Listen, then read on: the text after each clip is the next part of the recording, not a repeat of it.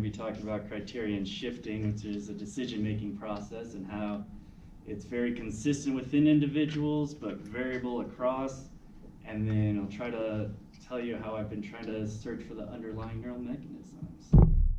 So to do this, I need full participation. I'm actually going to test your memory, recognition memory. So right now I'm going to show you some faces. I need everyone to study it because I will test your memory later.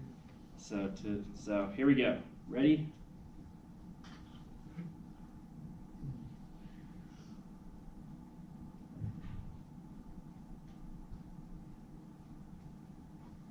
Beneath, remember these faces? Mike, you're always popping up when I least expect you. Anyway, so, all right, so you just studied a bunch of faces. Now I'm going to test your memory. So as I show faces one by one, I want you to clap if you remember the face, and don't do anything if not. So make sure both hands are free. Ready for this? All right, here we go. Okay, so that should be the maximum response. I just want to calibrate that. All right, here we go for real.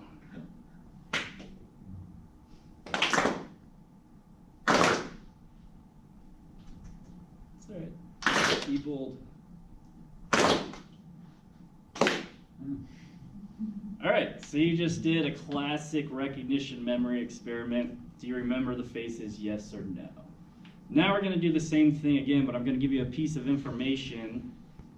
Of the images you're about to see, 75% of them were shown in the study phase. So now you can use that information to guide your decisions. And I'm not trying to trick you. I have to all our undergrads think I'm trying to trick them. Like, no, it's true probability, so. All right, so same thing again, 75% of them were shown before.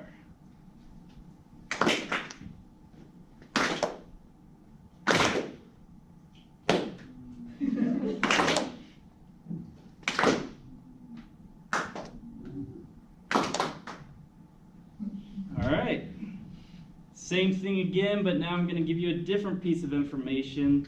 This time, only 25% of the images were shown during the study phase, so now use that information to guide your decisions. So here we go.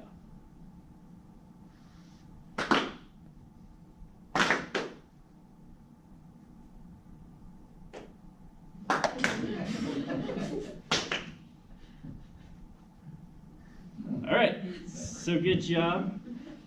So really quickly, I wanted to teach you signal detection theory in 30 seconds of how you decide when to remember something or not. So you have two distributions, relative distributions. You have all the images that were studied before, all the images that were new, you've never seen before.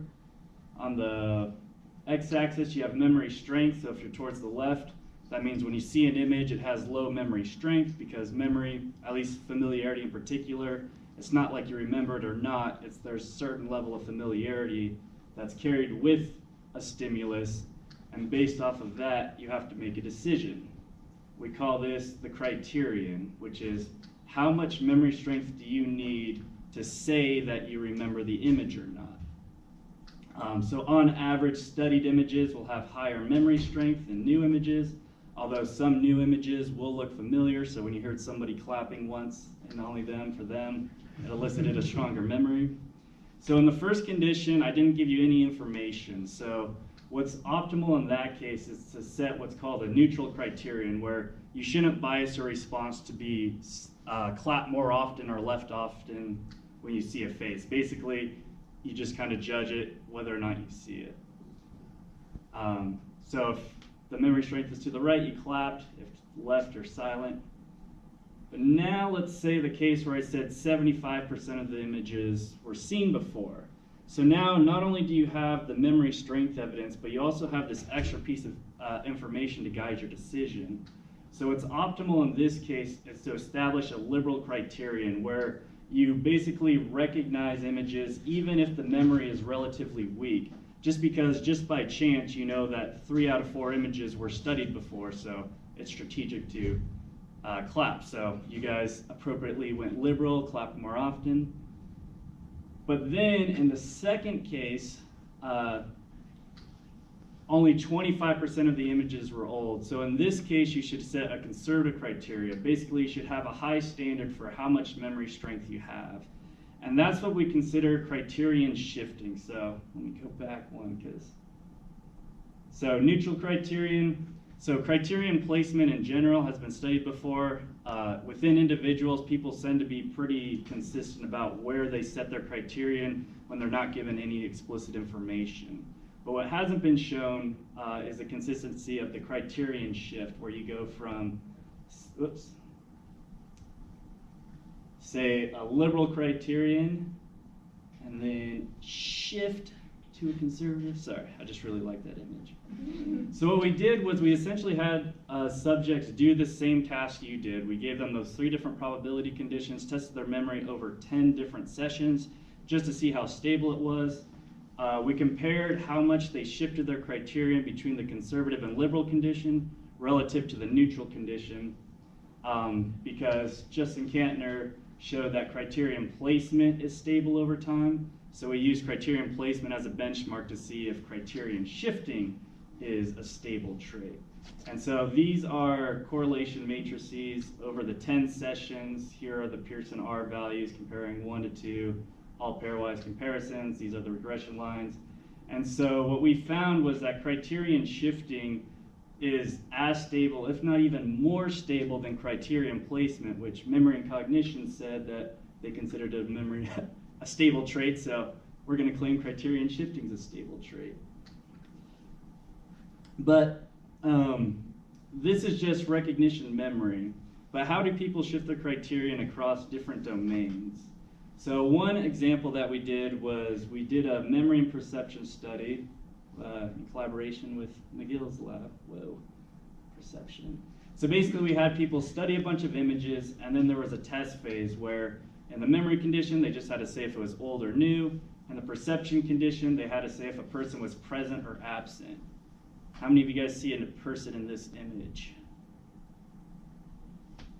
It's very hard to see, but there is one right there. So it's like actually a pretty difficult perception task. So we try to match it so that the memory difficulty and perception were the same.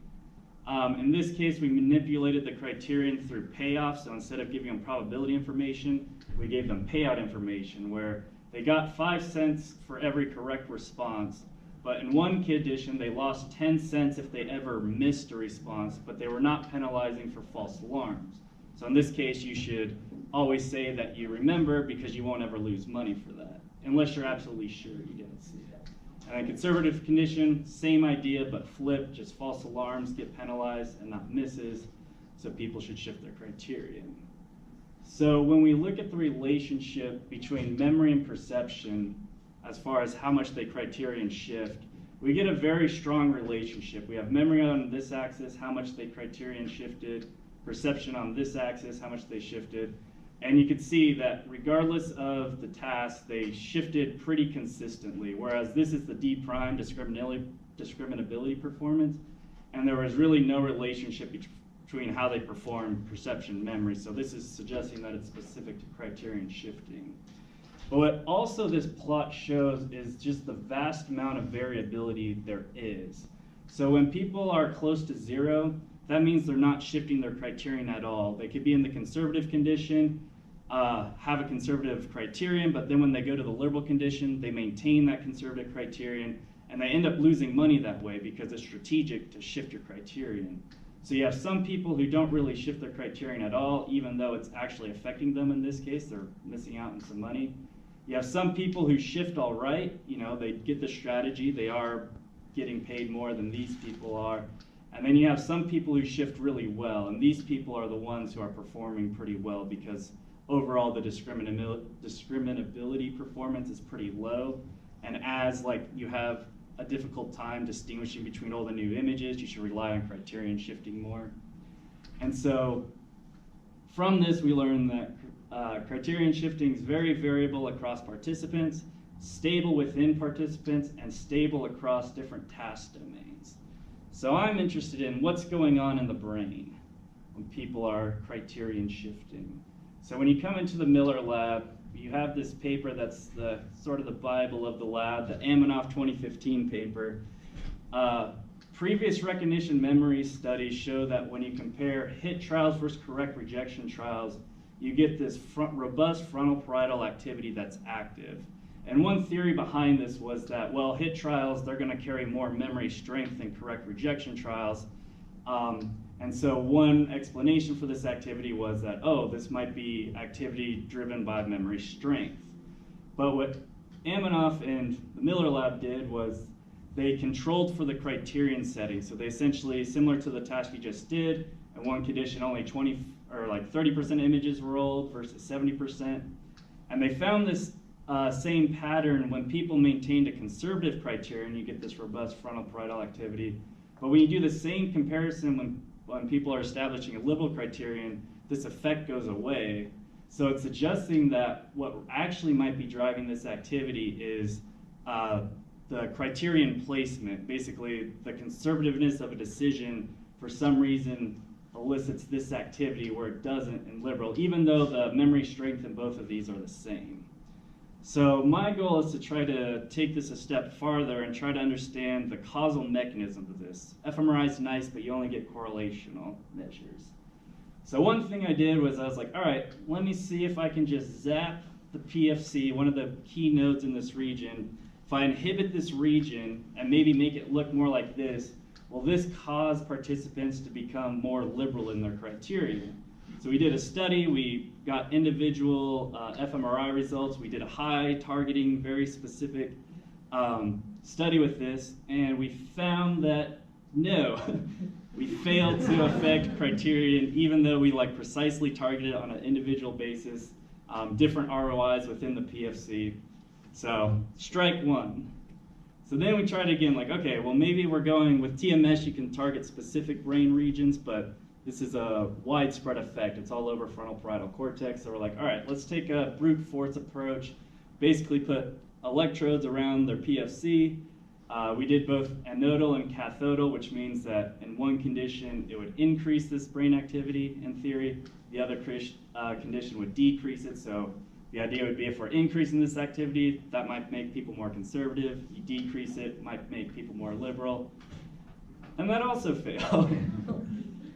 So this is a work in progress. I'm still trying to figure out if I can actually manipulate this with neurosimulation, because it would be good to understand this at a causal level and not just with fMRI, and try to tease apart what activity is due to the memory strength and what activity is due to the criterion. So just from conclusions, criterion shifting is stable within a participant. It's generalizable across domains, at least memory and perceptual domains.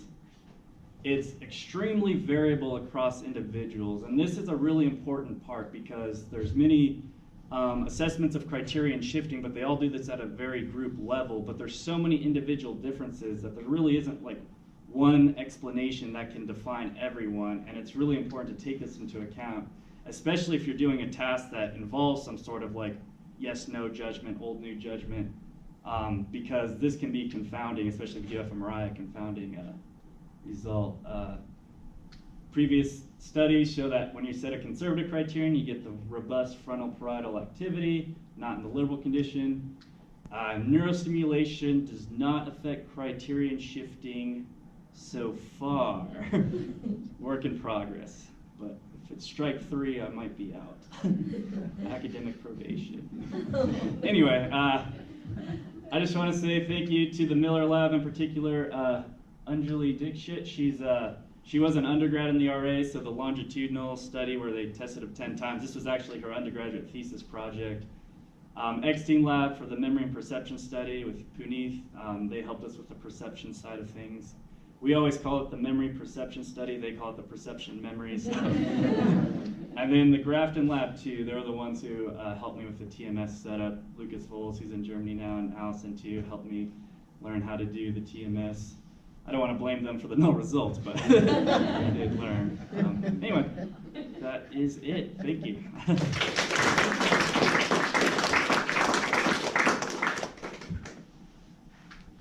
Yeah, Maddie.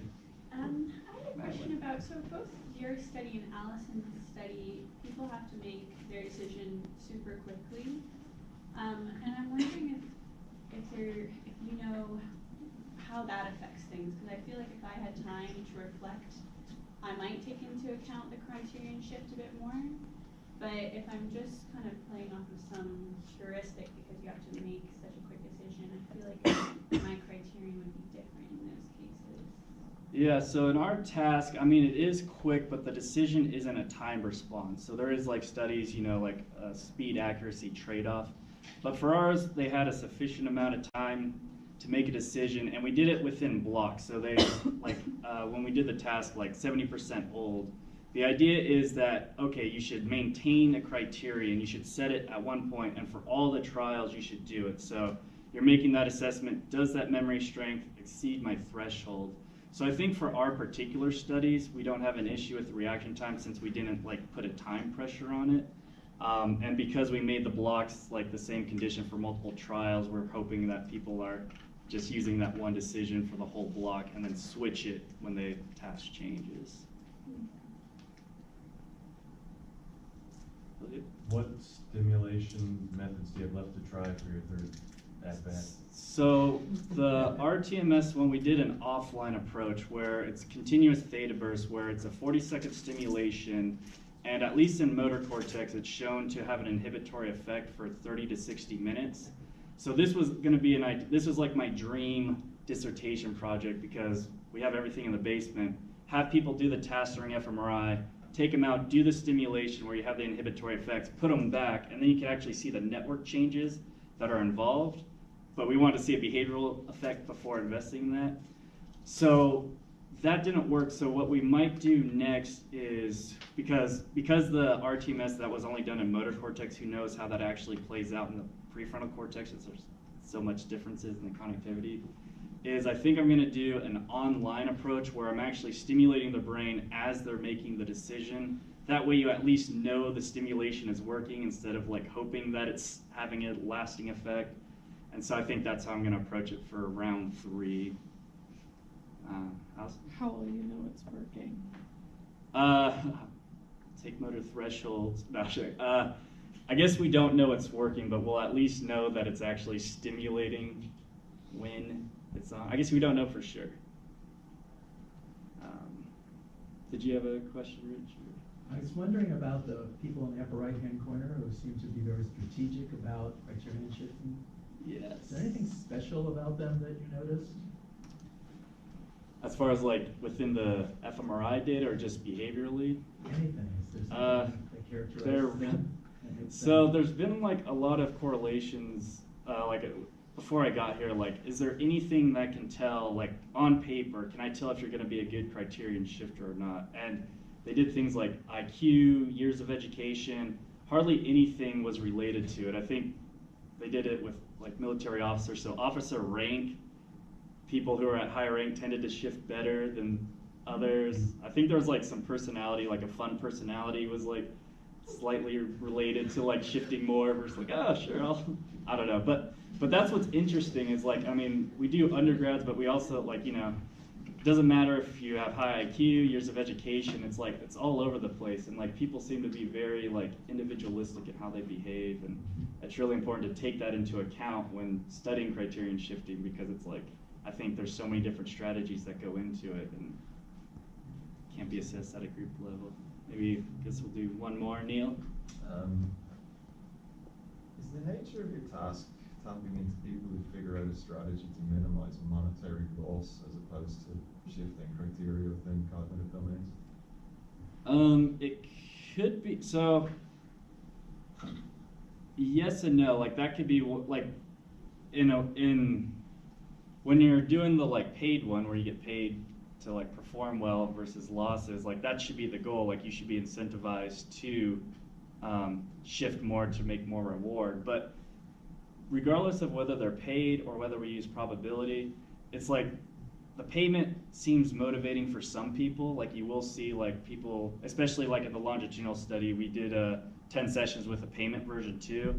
And overall, people tended to criterion shift more, but it was only a few individuals who seemed to be more motivated by that payment. Some individuals, you know, like they're actively losing money and they're like still not, even over 10 sessions, they don't change their strategy. So there's something about like a willingness component probably, like why are some people more motivated to shift versus others, as opposed, like, we don't think it's like an inability to shift, like we think people physically have the capability to shift, but we don't know why some people do it better than others, and there could be a, motivating cost benefit analysis going into that too. Okay, that's, Thank you.